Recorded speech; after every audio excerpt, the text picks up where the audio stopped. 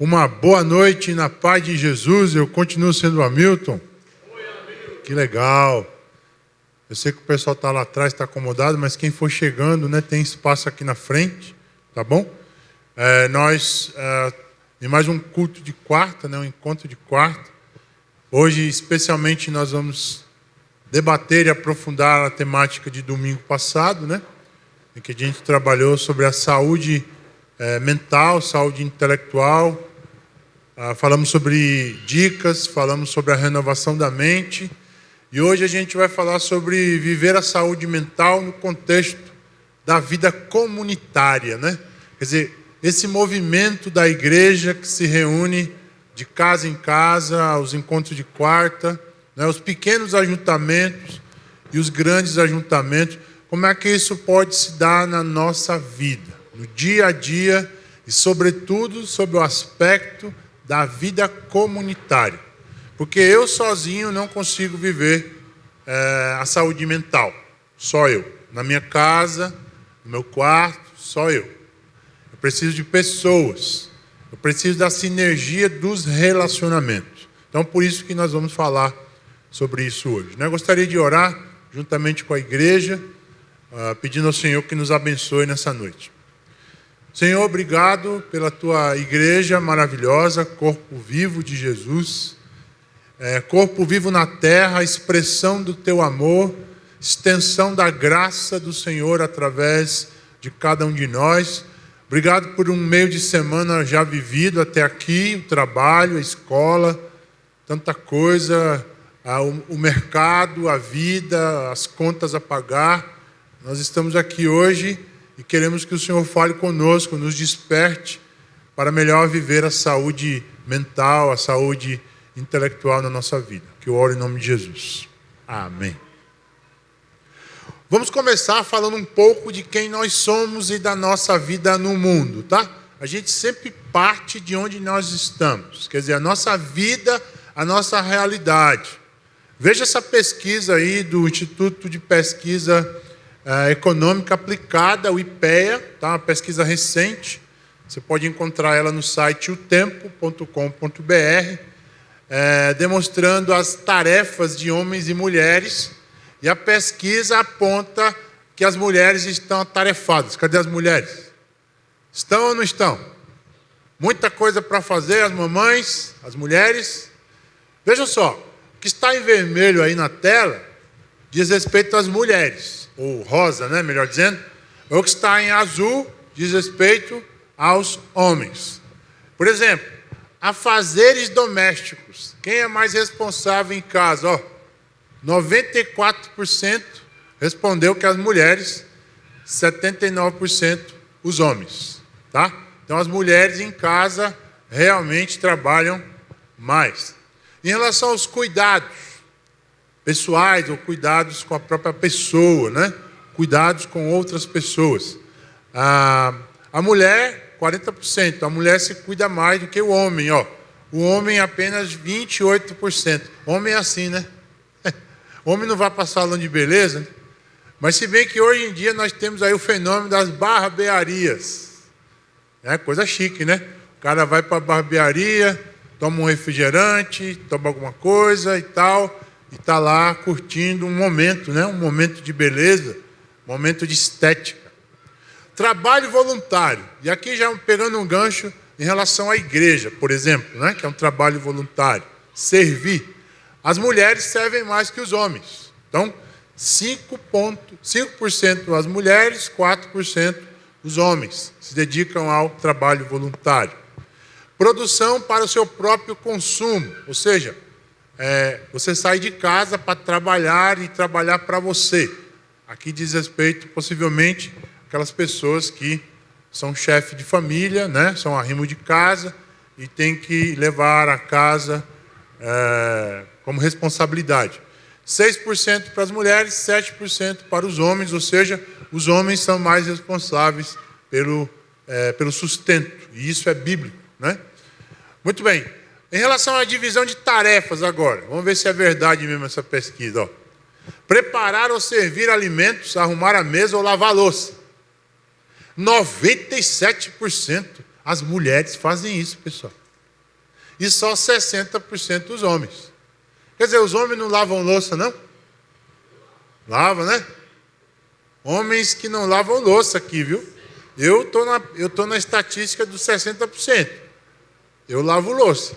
E muita, viu?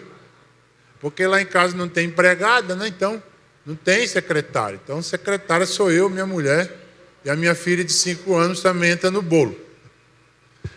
Fazer pequenos reparos ou manutenção de casa, do carro, de outros equipamentos. Ó, manutenção, reparos.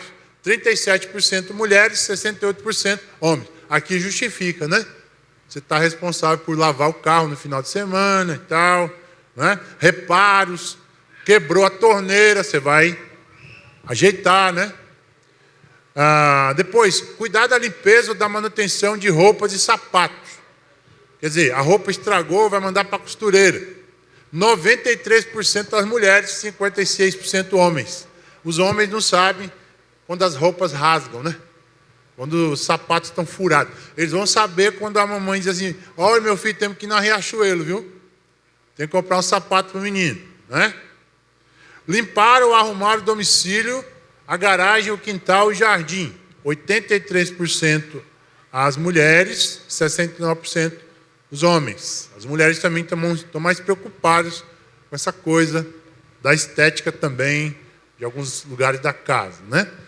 Fazer compras ou pesquisar preços de bens para o domicílio. Ou seja, pesquisar preços de coisas que você vai comprar. Veja, aí está mais ou menos, né? 85% mulheres, 77% os homens. Então, está mais ou menos equilibrado essa coisa de pesquisar para comprar algo em casa, né? Cuidar da organização do domicílio, pagar contas, boletos. Você gosta de boleto? Eu não gosto não, mas tem que pagar, né? Quem comprou tem que pagar. Contratar serviços, você vai fazer uma pintura, tal, você vai ter que fazer uma pesquisa sobre, tem que organizar, né? Orientar os empregados, se tem na sua casa. 80% mulheres, 78% homens, também mais ou menos equilibrado, né? E por fim, cuidar de animais domésticos. Só para ter uma pesquisa de censo aqui, quem tem animal em casa? Pets, tem? Mais ou menos, né? Pouca gente aqui. Mas está crescendo muito, né? Essa coisa do pet em casa. 47% as mulheres, 41% os homens. Então, mais ou menos equilibrado. O que é que nós estamos vendo aqui? Que no cotidiano, me parece que algumas coisas as mulheres fazem mais, outras coisas os homens fazem mais, né? E aí, no meio de tudo isso, está o nosso equilíbrio mental, certo? Por que eu falei desse dia a dia? Porque ele diz respeito ao nosso equilíbrio mental. Numa situação dessa, você pode perder o equilíbrio. Numa pesquisa para comprar um negócio, você acha que o negócio está caro e a sua mulher acha que está barato. E aí, como é que a gente faz? Pode ser que você arrume confusão, não é não? E aí, você vai brigar por causa disso? Você vai perder a sua saúde mental por causa disso, né? E aí o ser humano, nessa próxima imagem, diante dos afazeres do cotidiano, vai escolher viver pela emoção ou pela razão. Em algumas circunstâncias, você precisa ser mais afetivo, né? A mulher está querendo comprar aquela coisa, ou está querendo ir para o salão, e você vem programando e tal. Hoje dá certo você ir para o salão, não é não? Aí você chega lá, chega junto, né? Buf, pé e buf, paga o salão. Ela fica feliz, né? Quer dizer, você agiu com a emoção, mas foi uma emoção também pensada, né? Precisa ser organizado daí no orçamento. Em outros momentos, nós vamos ter que agir com a razão também. Quer dizer, tem horas que não vai dar para fazer, né? Então a razão diz, não pode. Então nosso equilíbrio é como essa imagem aí, ó. Você está andando nessa corda bamba para equilibrar cérebro e coração, razão e emoção. Nenhum dos dois é bom. Todas as polaridades são ruins. Pessoas só racionais dá problema porque não vai viver, não vai sentir a vida. Pessoas somente emocionais vão ter problemas, vão viver profundamente endividados, né? Vão viver com problemas diversos. Se tivesse parado um pouco para pensar, não teria agido assim, né? O exemplo de Pedro, por exemplo, um homem profundamente sentimental, emocional. O cara está banado, o cara faz as coisas, depois pensa, né? Paulo, o inverso, alguém irracional que pensa para depois fazer, né? Depois sente o que fez. Nesse sentido, aí eu cito Platão para vocês, para pensar o ser humano e a razão.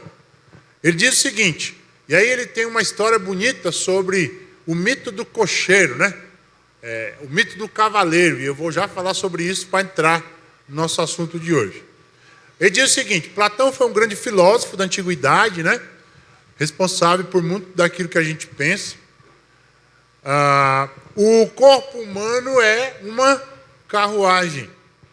Eu, o homem que a conduz. Imagine que o seu corpo é como se fosse uma charrete, né? No interior a gente tem bastante isso, né?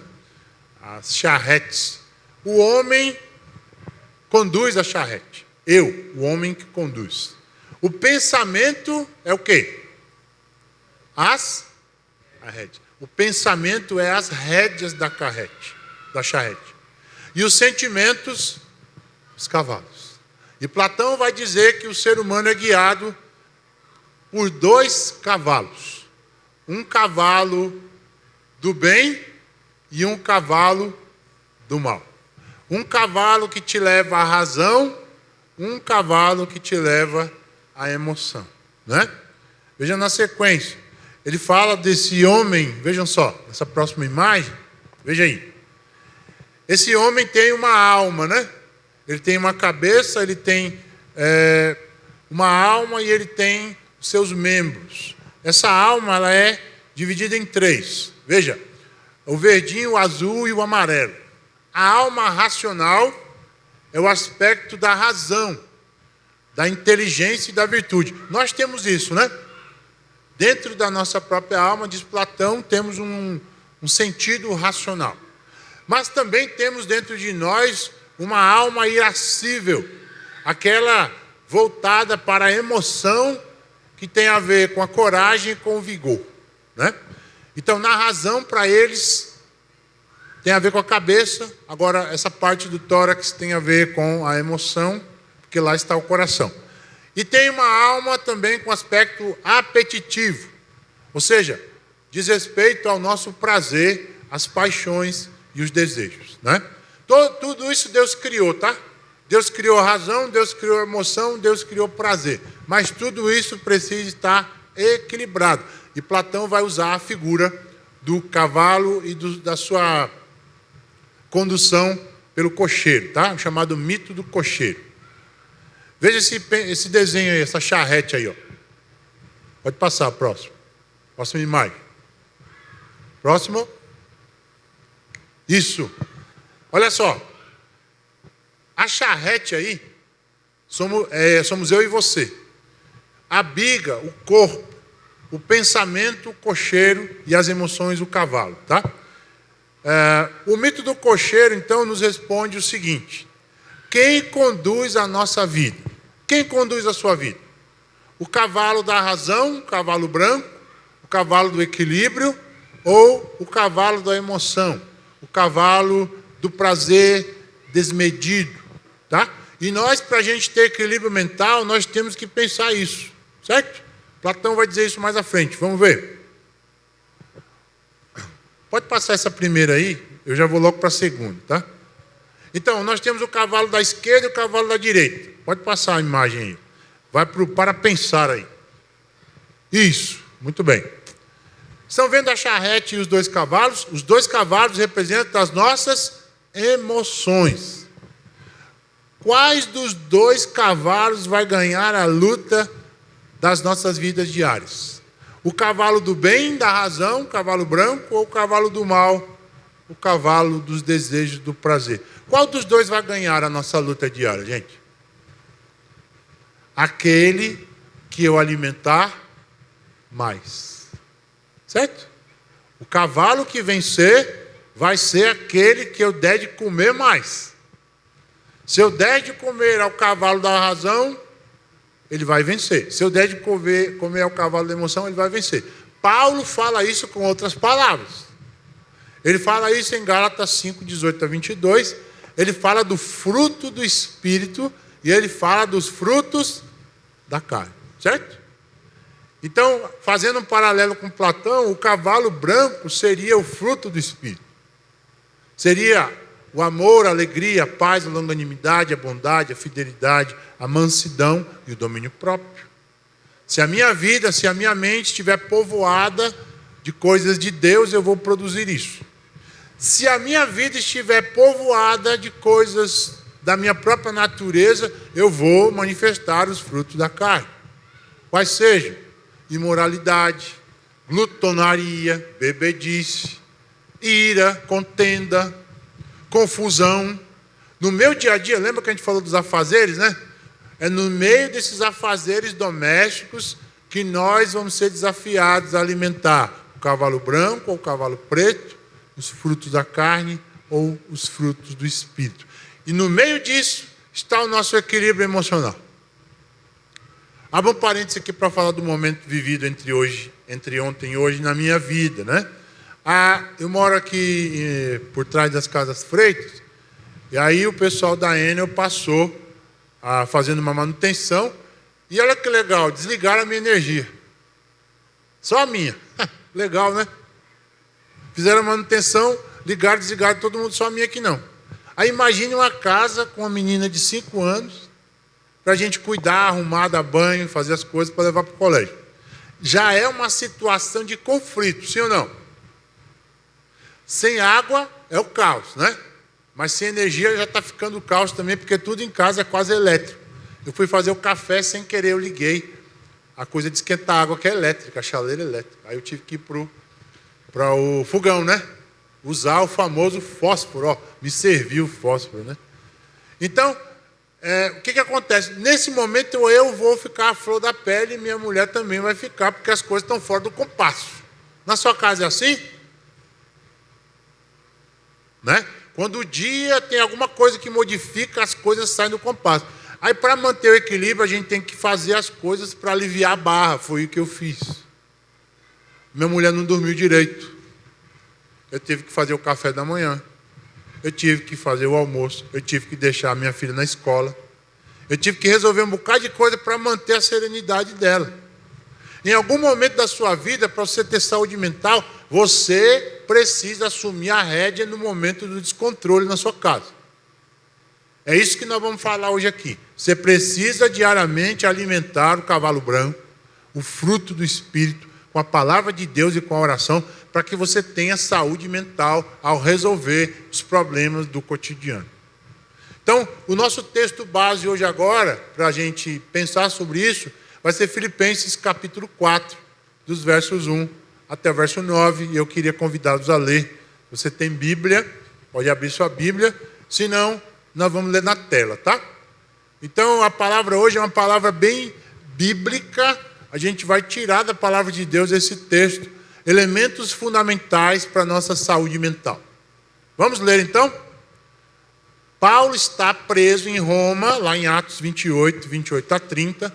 Ele foi condenado à prisão por pregar o Evangelho, mas ele tem acesso a muita gente da guarda romana.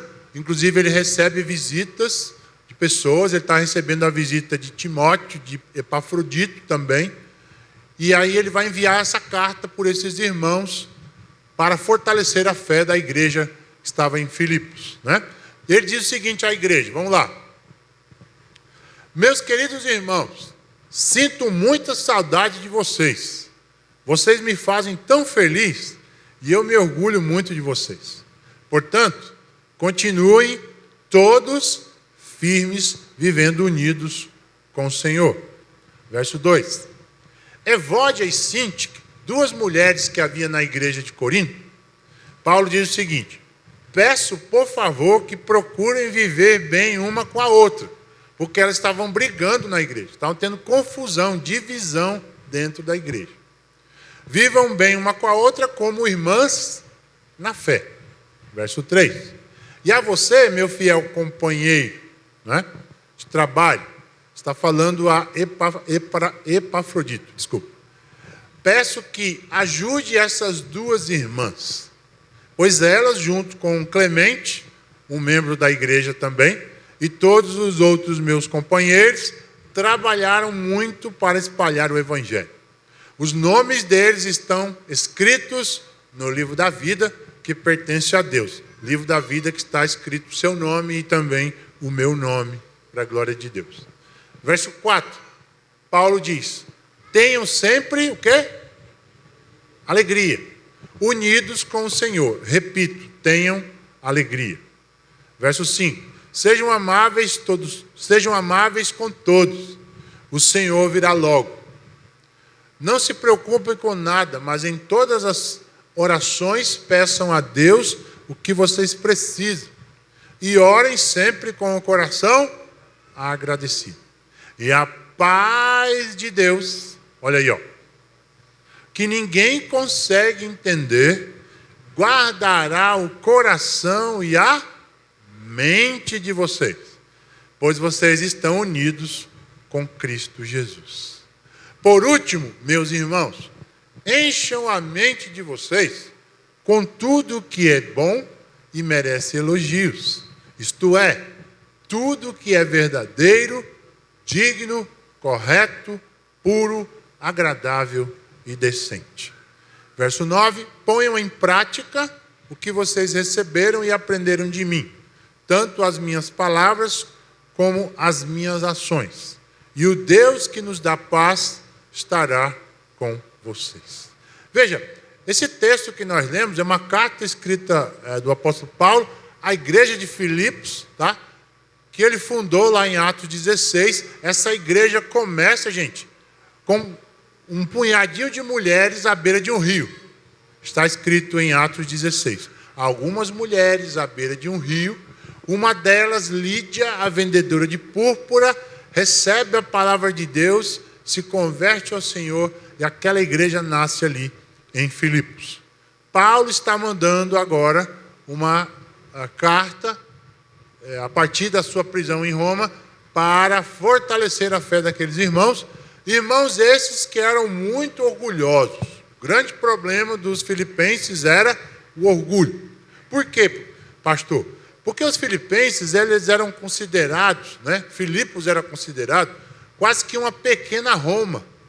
Porque os filipenses receberam o direito da cidadania romana, Isso era uma grande benesse.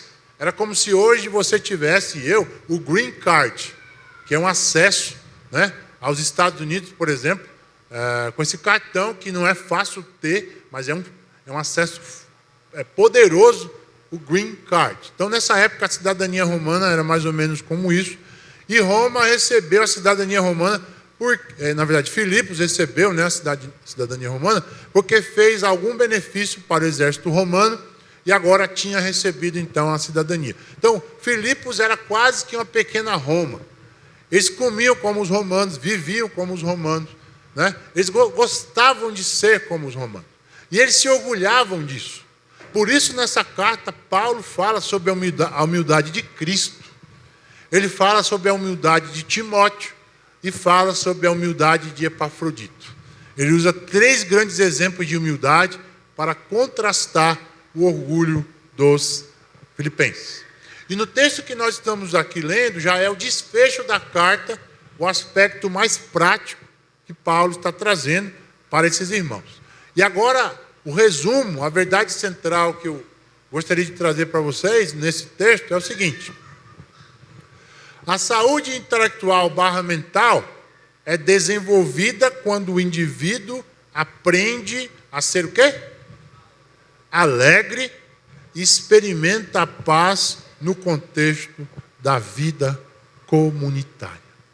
Alegria e paz no meio da comunidade são remédios possíveis para a saúde mental. Porque uma pessoa triste, sem paz e solitária, não tem saúde mental. Então, é a alegria que gera paz no contexto da vida comunitária que impossibilita a nós a saúde mental. Vamos trabalhar isso no texto, tá? Então eu vou ser bem bíblico, usar o texto mesmo para extrair do texto os elementos fundamentais. Ao final nós vamos ter o microfone aberto para você, de repente, fazer uma pergunta, colocar um depoimento, né? Um testemunho, tá certo? Então, em primeiro lugar, o texto nos fala da firmeza e unidade no Senhor, verso 1 a 3. Veja, a firmeza da fé e a unidade do propósito daqueles irmãos. Verso 1. Continuem todos firmes, vivendo unidos no Senhor. A primeira coisa que Paulo evoca aqui é a necessidade de nós estarmos firmes no Senhor. Firmeza. É preciso que eu tenha bases, alicerces aqui. Porque uma pessoa que tem saúde mental não é uma pessoa que nem diz no popular, Maria vai com as outras. Você precisa ter bases fincadas, firmeza, raiz. E a nossa raiz, a nossa firmeza está no Senhor, como diz aqui. Se a sua base, se a sua raiz estiver no Senhor, nada pode te abalar. Amém, gente? Um diagnóstico de uma doença, o desemprego, uma luta, um problema familiar, um problema conjugal, nada disso pode tirar a sua paz se você estiver firme no Senhor. E eu preciso estar firme no Senhor. Você precisa estar. A pergunta para nós é: onde está o alicerce da sua vida hoje? Está no seu emprego? Está na sua mulher? Está no seu filho? Ou está em Jesus? Ou está na sua palavra? Depois, vivendo bem como pessoas. Você precisa, além de ter firmeza na fé, precisa viver bem com as pessoas. Porque a fé que eu recebo de Deus é para viver na relação a dois. Olha o verso 2 aí. Evódia e Sinti, que duas irmãs em Cristo, estavam vivendo com problemas de relacionamento. Elas estavam dividindo o ministério. Olha aí. Cada uma queria fazer uma coisa para marcar o seu nome. Olha aí. Não é muito chato numa casa, né? Quando as pessoas, elas exaltam a si mesmo naquilo que elas fazem. Uma casa, na verdade, é um time, né? Cada um faz uma coisa, mas a glória é de todos. Então, lá na sua casa, você precisa entender isso. Aqui, quando você serve na igreja, você precisa entender que nós somos um time. Né? E aí é legal fazer a ilustração aqui. Por exemplo, quando a gente assiste nas Olimpíadas, as Olimpíadas, do ponto de vista da natação, né? A natação, quando é por equipe, é interessante que o nado em equipe, os segundos de cada um faz diferença. Né? Se, por exemplo, o primeiro fez em 30 segundos, o outro fez em 20, a equipe vai juntar tudo e o resultado não é de um. O resultado é da equipe. Então, a nossa casa, a nossa igreja é um time. E cada um de nós deve fazer a sua parte e procurar viver bem uns com os outros. Saber do limite de cada um. Na sua casa você é assim? Ou você rompe o limite dos outros? Geralmente os irmãos pegam as coisas dos outros irmãos sem pedir, é ou não é? Dá confusão, né? Entre marido e mulher também, certo? Você tem que entender que tem coisas que é dele, tem coisas que é sua, tá? E aí você precisa ter essa sensibilidade aí. Preciso saber o limite meu e o limite do outro e viver bem com as pessoas. Outra coisa, no verso 3, o texto fala do trabalho no Senhor. Essas irmãs, apesar dos desentendimentos, diz a palavra de Deus que elas trabalhavam muito para espalhar o Evangelho. E os nomes deles, né? Dela, quer dizer, da Sinti, da Evódia e do Clemente, estavam escritos no livro da vida que pertence ao Senhor. Aqui nos ensina o seguinte, que apesar de nossas falhas, Deus nos usa no seu trabalho. Deus nos usa para falar de Jesus, Deus nos usa para liderar um GR, Deus nos usa para fazer uma mesa posta para uma amiga, para um amigo, receber em casa com um cafezinho, e de repente aquela pessoa é despertada, conhece Jesus, né? Através de nós. Então, nossas limitações não nos impedem também de ser bênção uns para os outros. E além disso, além dessa maravilha que é servir a Deus a partir de nossas limitações, nós temos a garantia e certeza e alegria de que os nossos nomes estão escritos no livro da vida. Jesus nos salvou. né? A comunidade de Jesus é esse espaço que nós vivemos o trabalho do Senhor. Em segundo lugar, o texto nos fala, né, se a gente falou de firmeza no Senhor e unidade, o texto fala agora de alegria no Senhor. É muito lindo isso aqui, porque nós estamos assistindo uma sociedade produzindo material em larga escala de autoajuda. O que é autoajuda? É aquela literatura que diz que eu tenho a resposta para os meus próprios problemas. Você lê isso, né, todo o tempo. É uma enxurrada de livros sobre isso, né?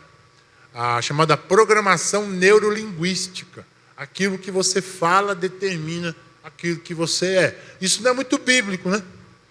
A palavra de Deus diz que há poder em nossas palavras, por exemplo, em Provérbios, mas o poder que há nas minhas palavras não é um poder de transformação ou criação, como a palavra de Deus. A minha palavra tem poder psicológico e não sobrenatural. A minha palavra eu posso, por exemplo, colocar alguém para cima ou posso colocar alguém para baixo. Mas eu não posso criar algo com a minha palavra, como Deus cria, né? Mas o texto nos fala aqui da real alegria possível de se viver, que é uma das bases para a saúde mental. Você aprender a ser alegre. Verso 4. Primeiro, vamos ver aí. A alegria como atitude de vida. Verso 4. O que diz aí, ó? Tenham sempre... Então, alegria é uma coisa que eu tenho, né?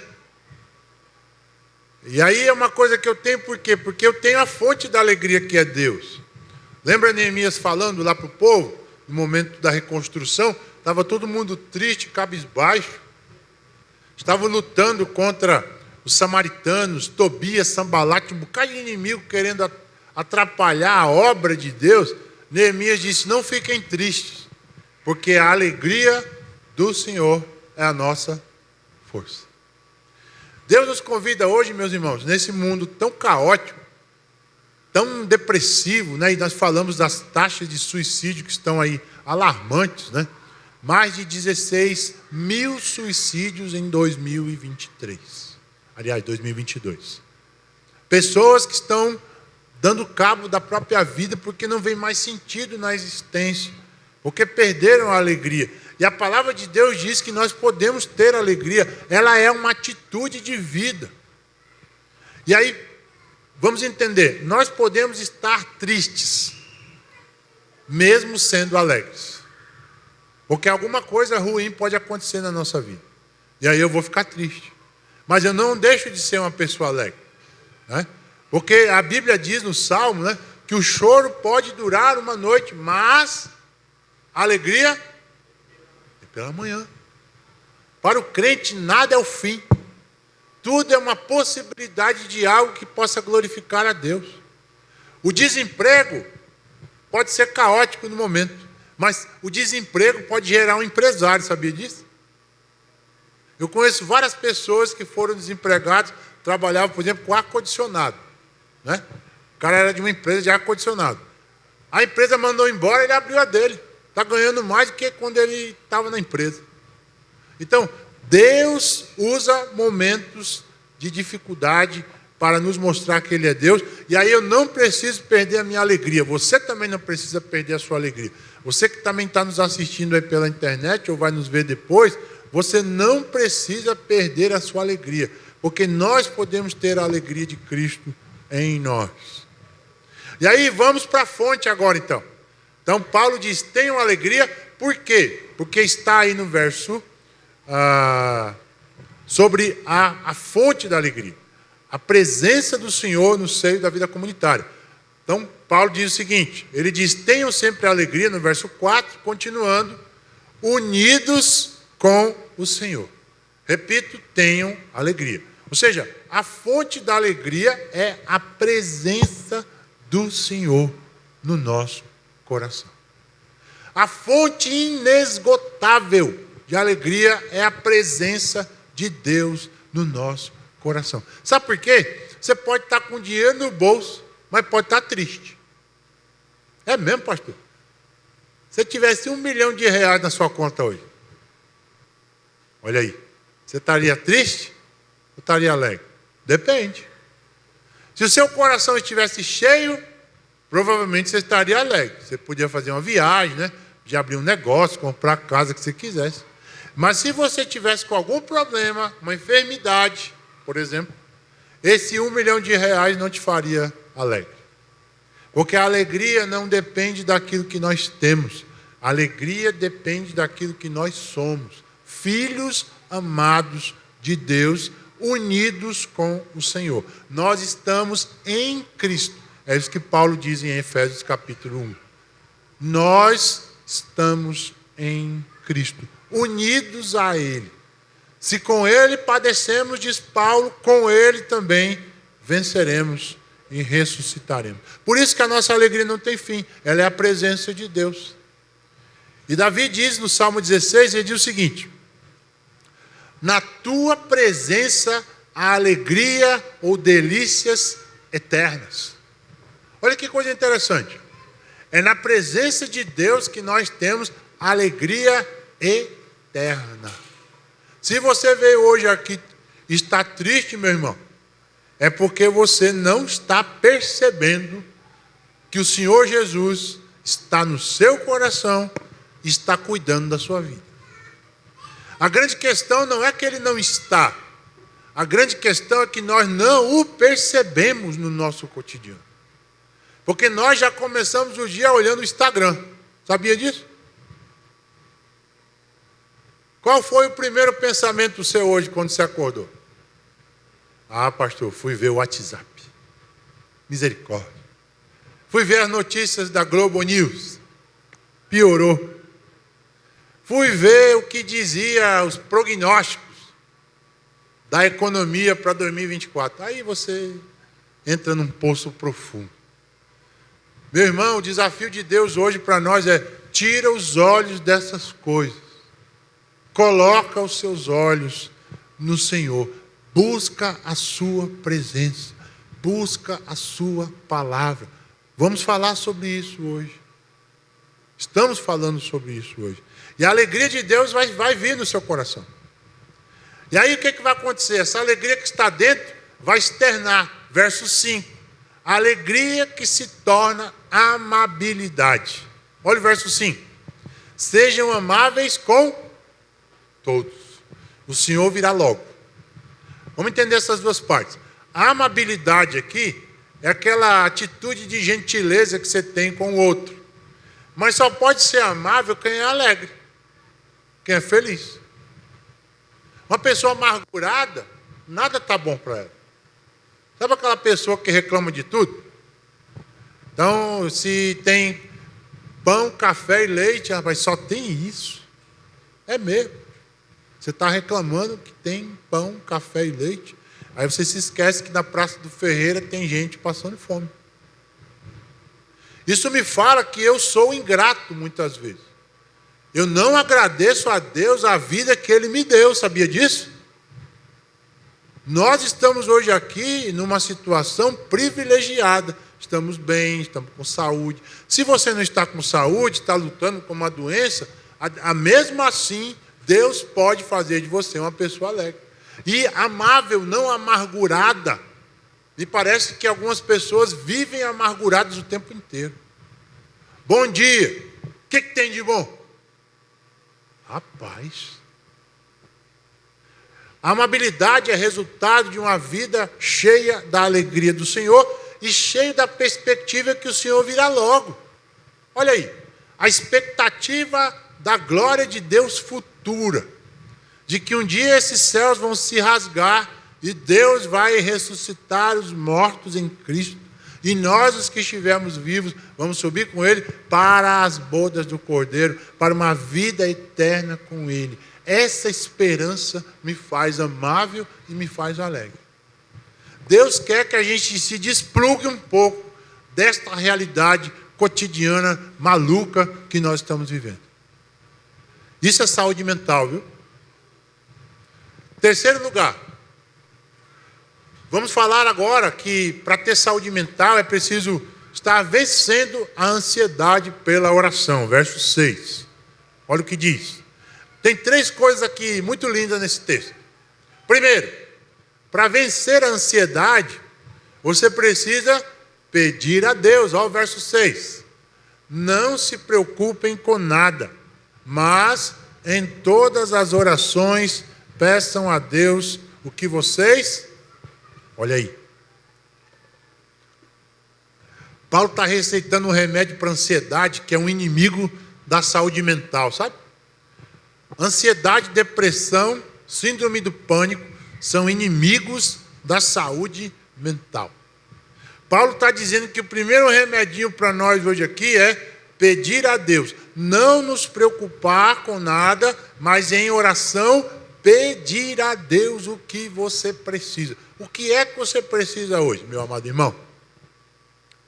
Você está desempregado, você está doente, você está triste, a mulher te deixou, a namorada não quer mais nada contigo. O que é isso? O que está acontecendo? Paulo está dizendo que você precisa colocar diante de Deus a sua dor. Eu preciso colocar diante de Deus a minha dor. Em oração. Quer saber que a oração é o maior momento de colocar para fora aquilo que está doendo? Calvino diz que na palavra de Deus, Deus fala com a gente, mas na oração eu falo com Deus. Eu coloco para fora na sua presença. E aqui eu gosto de destacar duas coisas da oração. Nós temos aquele momento de oração do quarto. Jesus fala: entra no teu quarto e ora ao teu Pai em secreto, que Ele vai te responder. Sim, é o que eu chamo de a espiritualidade do quarto. Isso é fundamental, você ter um momento no seu dia. Mas a Bíblia também fala que nós temos que orar sem cessar, o tempo todo. No ônibus, no carro, na motocicleta, no sinal. Senhor, obrigado por esse dia. Senhor, obrigado por esse emprego. Ah, meu Pai, abençoa o meu filho no colégio. Na verdade, é mais do que orar, é ter uma atitude de oração. Como está a sua vida de oração diante de Deus? Pastor, não estou orando. Eu vou te dizer que a oração é o oxigênio da vida espiritual. Sem oração nós definhamos. Nós precisamos hoje, vou chamar assim, nos reoxigenar de Deus através da oração e pedir a Ele o que nós estamos precisando. Qual é a sua dor hoje? Coloca na presença de Deus. E aí, depois de pedir, no verso 6 ainda, agradecer a Deus. Orem sempre com o coração. Pedir a Deus, depois agradecer a Deus. A gratidão é um negócio que traz saúde mental, gente. Ô, coisa boa. É uma pessoa agradecida, sabe? Você ganhou um pedaço de papel, obrigado. Você ganhou um bombom. Bombom não, né? Bombom. Para cuidar do semeador, bombom não é não. Não é bom não, né? Mas que seja, agradece, né? Tem açúcar, né? Então, qualquer coisa que te acontecer durante o dia, agradeça a Deus. Seja alegre para agradecer ao Senhor. Para de reclamar da sua vida. Para de reclamar do seu emprego. Você que está me ouvindo agora aqui, veio para cá budejando do seu emprego. Ah, pastor, estou ganhando mal. Queria ganhar mais. O meu chefe está me enchendo o saco. Está difícil. É mesmo. Ora a Deus, pede a Ele que possa mudar o quadro, mas agradece o seu emprego, porque é dele que você tira o pão de cada dia. É de lá que você come a sua comidinha todo dia. Então, agradeça a Deus em oração tudo que você tem e é. E aí o resultado, você vai experimentar a paz de Deus. Pedir a Deus, agradecer a Deus e agora experimentar a paz de Deus. Verso 7. Olha o resultado, gente. Aqui, ó, tem um processo para viver saúde mental. Nós falamos da firmeza no Senhor e da unidade em sua presença. Depois nós falamos da necessidade de vencer a ansiedade pela oração, pedindo, agradecendo, e agora o resultado vai ser a saúde mental. Olha aí, ó, verso 7. Quando eu faço tudo isso, quando eu sou firme, quando eu estou unido, quando eu estou orando e vencendo a ansiedade, quando eu estou agradecendo, olha o resultado, verso 7. E a paz de Deus, que ninguém consegue entender, guardará o coração e a mente de vocês, pois vocês estão unidos com Cristo. Que coisa, né? A paz de Deus vai vir quando você viver na sua presença, quando você estabelecer uma vida de firmeza nele, de unidade com Jesus e seu corpo, de oração, de gratidão. A paz de Deus vai vir sobre você e vai guardar sua mente. Lembra que a mente é um negócio sério, né? Ela governa a nossa própria vida. E aí Paulo fala que diante disso tudo, a paz de Deus vem para mim unidos com Cristo, ou seja, é na dimensão da vida comunitária. Esse ajuntamento aqui nosso, os grupos de relacionamento, a vida de Deus através da sua igreja, ela é o lugar para a gente viver essa saúde mental. Não tem jeito, é na comunidade. Então eu não posso me isolar. Sabe aquele irmão, aquela irmã que gosta de se isolar? Ah, não vou para o culto hoje não, pastor, deixa eu aqui na minha casinha mesmo. Tem dia que a gente quer assistir pela internet, está um pouco adoecido e tal, mas nada substitui a vida comunitária, meu irmão. Essa coisa de você pegar na mão do seu irmão, essa coisa de você abraçar, sentir o cheiro, né, dele. Nós temos que sentir cheiro de gente. Isolamento, está no quarto escuro, depressivo, isso adoece. Paulo está dizendo, a paz de Deus guarda nossa mente e coração quando nós estamos unidos com Cristo. E o último bloco dessa mensagem, para a gente abrir o microfone, é o trabalho diário com a mente, então. Já que esse movimento que nós estamos fazendo vai gerar paz, como é que a gente trabalha a manutenção disso, né? Trabalho diário. Verso 8 e 9, para a gente finalizar aqui. No verso 8, nós vamos ver que nova vida exige uma nova maneira de pensar. Verso 8. Por último, quer dizer, o término, meus irmãos, façam o quê? Encham a mente de vocês com tudo o que é bom e merece elogios, isto é, tudo o que é verdadeiro, digno, correto, puro, agradável e decente. Ou seja, eu oro, eu peço, eu agradeço, eu experimento a paz. Legal? Como é que a gente faz a manutenção disso? Não para por aí. Eu preciso fazer a manutenção da minha mente. Como? Enchendo a minha cabeça de bobagens do Instagram. É isso? Pessoal, nós temos que fazer uma volta de 180 graus na nossa vida para a gente viver a saúde mental. Nós falamos de saúde física, no primeiro domingo. Precisamos de atividade física, uma boa alimentação, sim. Falamos de saúde emocional, que precisamos entender os problemas da nossa própria alma, a queda humana, né? O Ricardo Marques falou sobre isso. E que nós precisamos de saúde emocional. E a saúde mental é resultado de todo esse processo, mas para manter isso eu preciso entender e fazer as escolhas corretas daquilo que entra na minha mente. O que você está ouvindo todo dia? O que você está vendo? O que você está tocando? O que você está cheirando? O que você está sentindo ao longo da semana? Não adianta a gente fazer esse processo um dia e não fazer a manutenção de encher de coisas boas. E aí nós falamos de dicas, né, no domingo sobre leituras, bons livros, a palavra de Deus, né?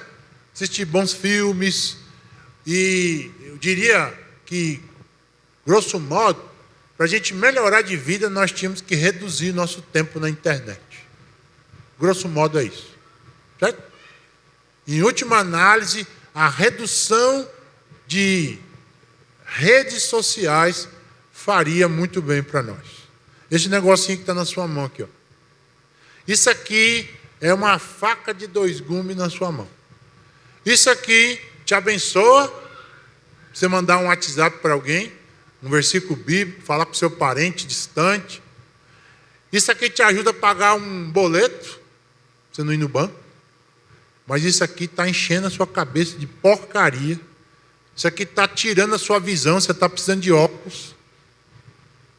Isso aqui está tirando a tua paz na mesa. Imagine você almoçar, jantar, com isso aqui na mesa, tocando o WhatsApp toda hora. Não tem saúde mental. Você vai viver esbaforido o tempo todo. Você vai viver acelerado o tempo todo. Troca, muda, desliga, bota no silencioso. Não bota nem no vibracol não, viu? Porque se botar no vibracol, se tocar, você vai querer saber se é alguém do trabalho. Então, momentos do dia a dia que são fundamentais, sobretudo as refeições, troca, muda. Nova vida, nova maneira de pensar. Verso 9, a vida prática então. Tudo isso que nós estamos falando precisa se transformar em ações. Vamos ver, verso 9, parte A. Ponham em prática o que vocês receberam e aprenderam de mim, tanto com as minhas palavras, como com as minhas ações. Vida prática. O que nós vamos fazer ao sair daqui hoje? Esta congregação tem ouvido da importância de viver e cuidar do semeador. Nós que semeamos a palavra de Deus. A vida de Deus que sai de nós. Deus está nos exortando nessa quarta-feira a mudar o nosso HD, a mudar o nosso software, o programa que está posto aqui. E fazer uma limpeza, o que eu chamei no domingo de faxina mental. A água da palavra e o sabão do Espírito de Deus precisam lavar aquilo que está na minha cabeça. Precisam tirar o entulho cibernético. Precisam tirar o lixo mental que está na minha cabeça. Imagens, sons, palavras que eu ouço, que eu vejo ao longo da semana, estão trazendo, eu diria, exaustão mental para nós. Sabe o que é um estado de exaustão mental? É aquele momento que você para no dia e diz assim, rapaz, eu não queria nada. Sabe? Você está numa situação de letargia, desvalido. Sabe o que é isso? Você chegar no final do dia, sentar no sofá e dormir e apagar às 7 da noite, imagina aí. Já teve essa experiência? Chegou do trabalho, sentou, não teve condições de escovar o dente, de comer alguma coisa, se preparar para o banho, para poder dormir. Você apagou 7, 8 horas da noite, só acordou no outro dia, porque o seu corpo está dizendo para você, meu irmão, para. Se não parar, você vai morrer. Se você não parar, você vai adoecer. E é melhor parar agora, porque Deus está nos chamando a atenção. Mas lembra o C.S. Lewis dizendo que a dor é o megafone de Deus.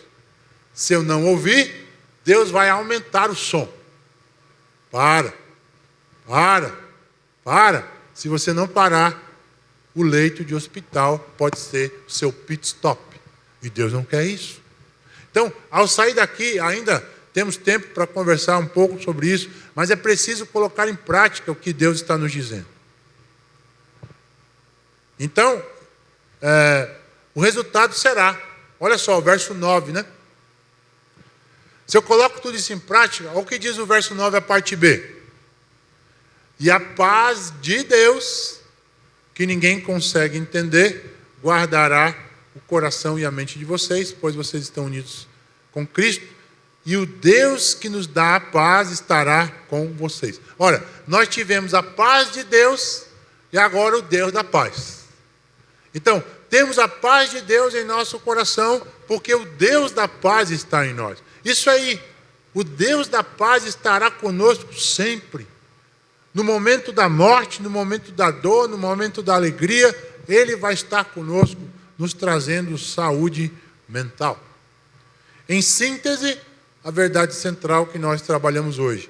Preste atenção nisso, para a gente fazer o microfone aberto já já. Então, gostaria que nós pudéssemos ler, a congregação ler junto comigo, a verdade central. Vamos juntos? Coloca lá para nós. Próximo slide, vai lá. Isto. Vamos juntos aqui? Como classe, né? A saúde mental, ou intelectual mental, é desenvolvida, vamos juntos? Quando o indivíduo aprende a ser alegre experimenta a paz no contexto da vida comunitária. Alegria e paz no meu coração no contexto da vida comunitária. Isso vai me trazer saúde mental. Certo? Aprendizado número 1. Vamos lá. Anota aí, você está anotando, né? Juntos, vamos ler? Precisamos estar firmes e unidos no... Firmeza, meu irmão. Negócio de crente caldo de bira, né? Não pode ser, né? Certo? O crente galinha de Angola. Tô fraco, tô fraco, tô fraco. Jesus quer transformar isso hoje. Vamos mudar isso. Precisamos estar firmes nele, unidos nele. Aprendizado 2, vamos lá. A presença do Senhor é o quê? A fonte da nossa alegria. Juntos. A ansiedade é vencida pela oração e gratidão que nos trazem a paz à mente e ao coração.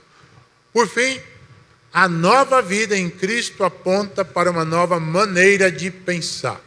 Tudo que é bom e agradável deve ser o conteúdo da nossa mente. Amém? Diante disso, agora, temos alguns minutos, alguns momentos para o microfone aberto.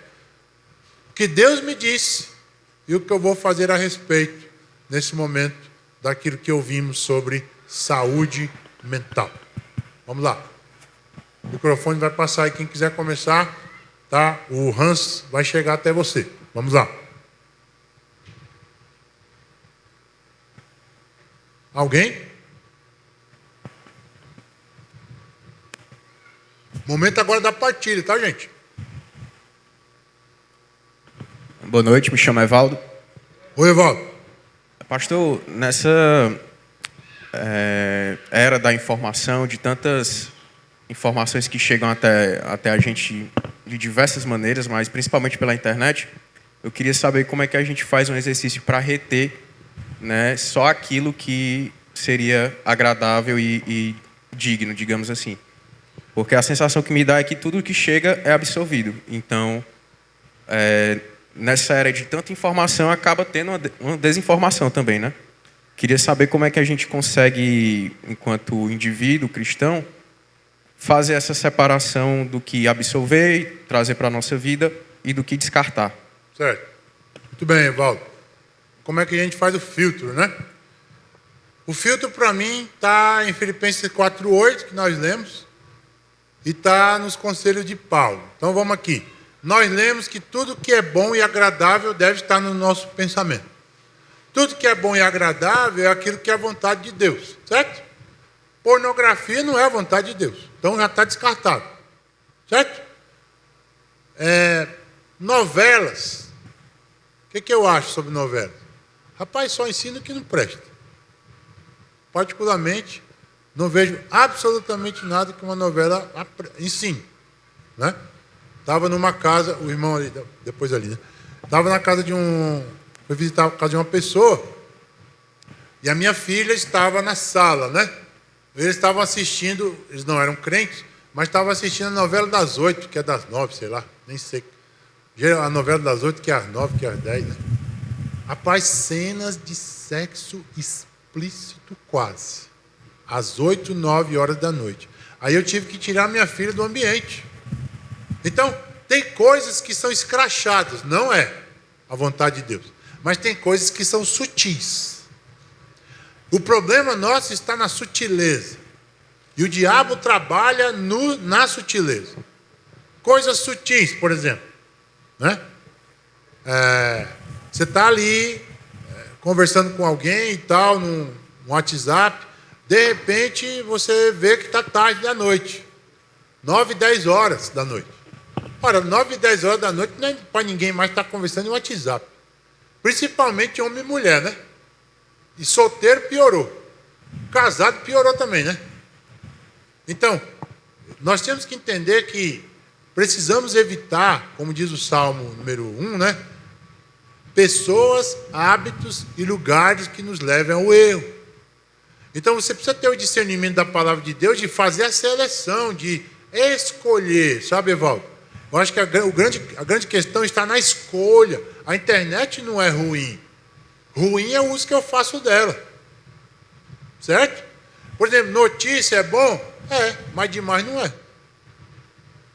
Certo? Porque eu começo a guiar a minha cabeça pelo aquilo que o Putin está fazendo na Rússia, ou pela guerra da Ucrânia, ou por aquilo que o Lula está fazendo no país, ou pelo aquilo que o Eumano está fazendo no Estado, o Sarto no município. Isso é um parâmetro para eu saber, ok, mas se eu encher a minha cabeça desse negócio, eu vou enlouquecer. Então a grande questão é a seleção e a quantidade necessária, sabe? Então eu acho que tem a ver com selecionar bem e a quantidade. Agora, ultimamente, as notícias estão repetidas. Você vê a notícia A no jornal A, no B a mesma, no C a mesma, e assim vai. Então, muito de você fazer a seleção. Prioridade é um princípio, primeiro, seleção e a quantidade necessária do que você deve ver na internet, né? E rede social é um negócio sério. Ela toma, segundo pesquisas recentes, 70% do nosso tempo diário com redes sociais. Tá? Então é uma coisa séria. O irmão aqui, o microfone. Continua me chamando Jorge Alain. E, irmão, a minha pergunta é o seguinte: a saúde mental a qual nós procuramos, e o que me chamou muita atenção foi a pregação de domingo, quando a palavra de Deus lá em Romanos 12, que o Senhor falou, né, que entregai os nossos corpos, né, em sacrifício vivo, como o vosso culto racional. Aí eu lhe pergunto, nessa circunstância, a gente entregar o nosso corpo em sacrifício é uma decisão de cortarmos na carne aquilo realmente que nos atrai, como as redes sociais, como alguns alimentos. Nessa circunstância, o radical nos tira do contexto para redes, como se diz, o avançamento da tecnologia? Entendi. Boa pergunta. O irmão é o irmão? Jorge Alain. Jorge, né? Muito bem, irmão. Colocou uma situação interessante. E quando eu falo radical, vamos entender aqui, ó. Quando eu digo assim que nós temos que... O irmão está falando que nós temos que ser radicais. O radical não é fanático. Radicalismo na fé não é fanatismo, né? Radical é ir à raiz. Então, o conceito de ser radical é isso. Ah, o fulano de tal é radical. Ele é fanático. Não. O conceito de radical é você ir até a raiz das coisas. Isso é ser radical, né? Dermeval Saviani fala isso na sua obra Educação, sobre educação. Mas ser radical significa assim, ir à raiz do problema. O que está tomando meu tempo? O Instagram está me tomando meu tempo. A radicalidade não está, no primeiro momento, de não ter Instagram, mas de reduzir o tempo. Certo? Inclusive, os smartphones têm, lá nas configurações, tem um lugarzinho que você mede a quantidade de tempo que você usa na internet. Ele diz direitinho quanto você usou Instagram, né? Mesmo os Androids têm, tá? Samsung, todos os Androids têm, e o iPhone também. Você vê quanto tempo você está usando de rede social. Quanto de Instagram, quanto de WhatsApp, quanto de Telegram, quanto de Facebook. Então, esse monitoramento, meu amado irmão, é importante, certo? Se você está vendo que está demais, se eu usei 10 horas nessa semana, eu vou procurar usar 9 na outra, 8, 7, 6, né? Obviamente que o Instagram, Telegram e o WhatsApp já é instrumento de trabalho nosso. Principalmente quem trabalha com venda, né? Venda de corretor de imóveis, por exemplo, usa demais Instagram. Mas aí você tem que ter um limite para você, certo? E aí, já falando da segunda parte, isso não nos tiraria de estarmos inseridos no desenvolvimento da tecnologia? Não. Para mim não é tirar, é ter controle. A palavra é essa, né? Aprender a controlar. Agora, se eu não tenho habilidade com isso, em alguns casos, é melhor que você não tenha aquela rede social. Se você pode não ter por conta do teu trabalho, tá? Por exemplo, já acompanhei casos de casais que encontraram pessoas na internet e WhatsApp e começaram um flerte pelo WhatsApp. E essa pessoa começou a ter um relacionamento extraconjugal via WhatsApp. Até que chegou o momento em que houve a traição de fato, né? Motel. Mas onde começou? Na rede social. Essa pessoa não tem habilidade para ter rede social. Então esse meu irmão, eu aconselhei ele, meu irmão, se você está percebendo que você não tem condições de ter o WhatsApp, tire o WhatsApp do seu celular. Jesus não disse, se meu olho me faz pecar, corta o olho. Ele não está me dizendo para secar o olho e ficar cego, né? Ele está dizendo, se alguma coisa está te levando à queda, vá à raiz e corta. Se eu não tenho habilidade com isso, eu não posso ter. Se eu tenho WhatsApp com um bocado de nome de gente na minha WhatsApp, que eu sei que é um erro para eu cair, eu corto o WhatsApp. Ora, acabou. Mas sabe qual é o problema da nossa saúde mental? É que nós temos alguns pecados de estimação. Que a gente fica assim, alisando ele, né? Eu gosto tanto. Me parece que os pecados de estimação causam um certo tipo de desejo pelo proibido. E o desejo pelo proibido é igual estava lá no Éden, não é não? Olha, não pode. Rapaz falou, não pode, e o menino já fica assim, com a antena ligada. Meu filho, fiz esse bolo, nós vamos comer quando a gente chegar, tá certo? Papai e mamãe chegar do trabalho, a gente vai merendar o bolo. Não mexe. Ixi. Quando a mamãe fala não mexe, despertou o desejo pelo proibido. E o proibido parece-nos mais gostoso sempre, não é não? Já conheci pessoas que amavam relacionamentos extraconjugais porque tinha aquela adrenalina de entrar na casa quando o marido foi embora e sair quando ela avisou, pode ir. Eu acompanhei um caso assim, que a pessoa tinha prazer em ter relacionamentos extraconjugais com mulheres casadas. Vocês imaginam o que é isso? Esse cara não pode ter WhatsApp, esse cara não pode ter telefone, pessoal.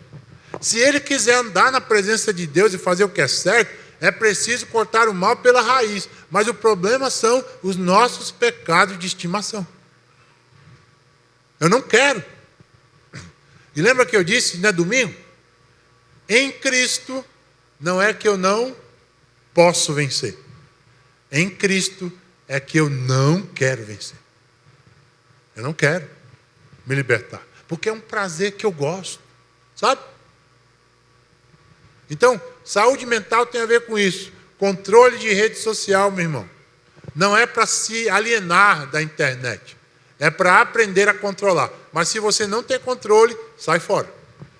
A Bíblia diz isso. Amém? É duro, né, o pastor dizer isso aí? Mas não é eu, não, é a Bíblia. Você vai brigar com Deus aí. Mais uma. Dá tempo demais. Me chamo Ronaldo. Ronaldo.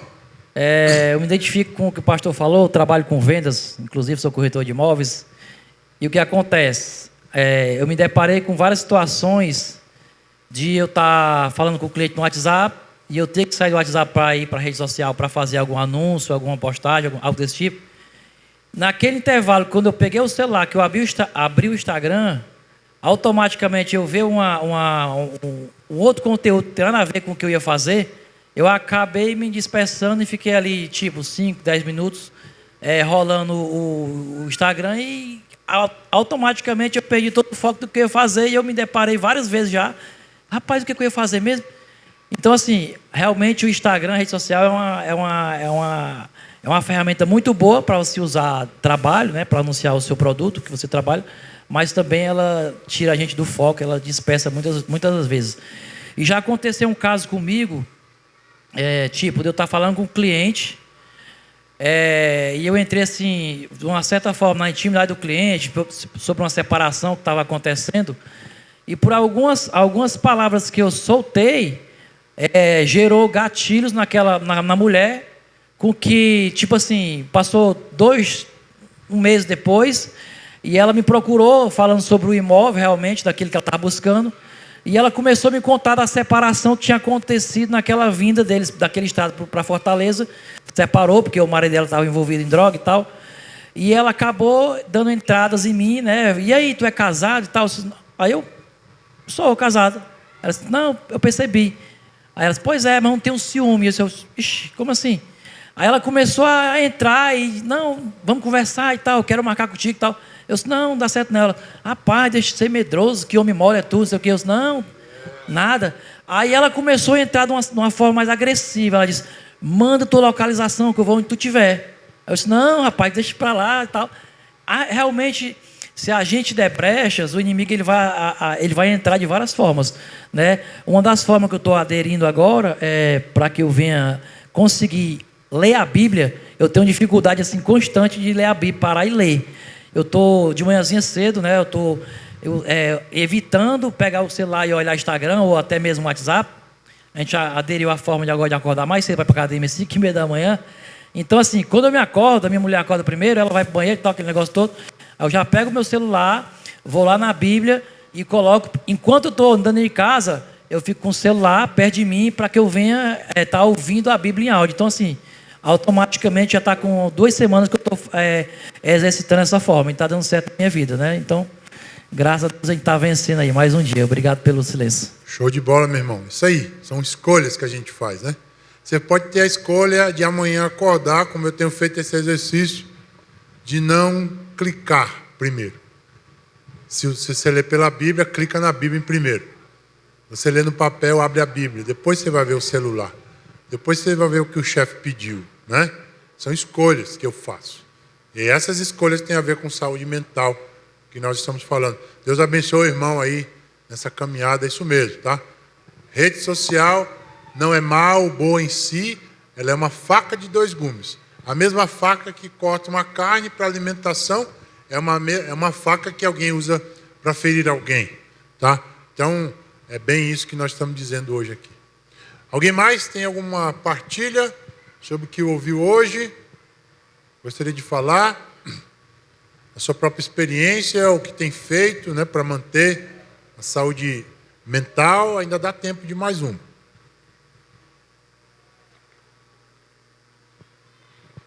Não? Então pronto. Então a gente vai caminhando para o encerramento. Gostaria de desafiá-los, né, ao próximo domingo, a vir para a última pregação da série, Cuidando do Semeador, saúde espiritual, né? O pastor Daniel vai falar sobre saúde espiritual. O que nós podemos fazer para continuar desenvolvendo a nossa fé na presença de Deus. E continue fazendo isso na sua casa, tá? Tenho aderido isso na minha casa. Vai fazer as refeições com a sua família, não bota o celular na mesa, não. É um negócio tentador, que vai tocar e você vai atender, tá? Eu tenho feito assim, na hora do almoço eu boto no silencioso. Não boto nem em vibracal. Porque se tocar o vibracal, você vai atender. Você se levanta da mesa e vai. Criança com celular à mesa, não tem condição. Porque ela à mesa vai comer olhando para o celular. Aí você não tem como dizer assim, rapaz, eu senti o gosto da comida. Não, você está anestesiado com o aparelho, né? Com as imagens. Você não sente gosto. A criança não sente gosto quando come com o celular nas vistas, né? E o pior de tudo, hipersensibilidade visual, vai ter problemas com visão rapidinho, vai ter que usar óculos.